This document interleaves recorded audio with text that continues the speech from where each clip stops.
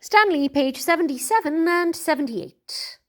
Paddy had Henrietta inside that horse box less than 5 minutes after calling. Stanley and I, together with the neighbours, watched as he expertly coaxed the frightened horse with some sugar. Once he had won the animal's confidence, he patted her fondly and then calmly bridled her and led her to the horse box. When he bolted the door of the horse box, there was a huge round of applause from all of us. Paddy blushed. He wasn't used to performing in front of an audience.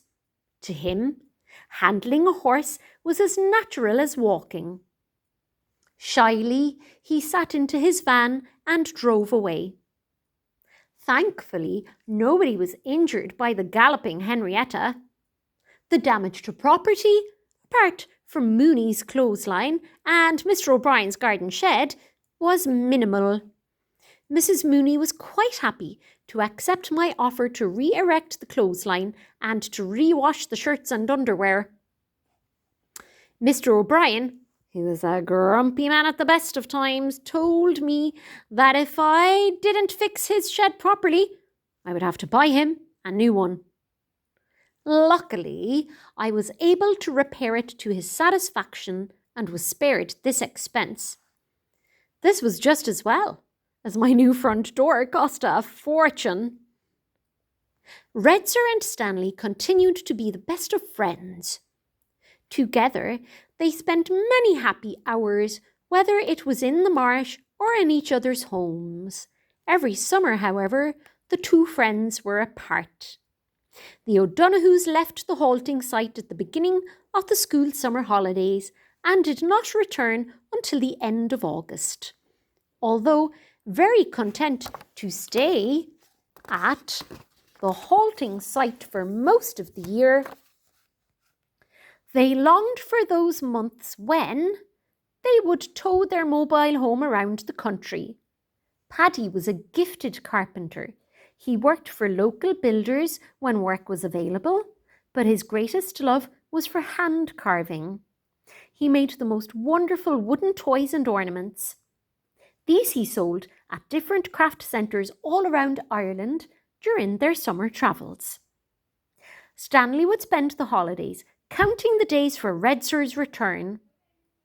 Although he had other friends to play with, there was no one quite like Redser.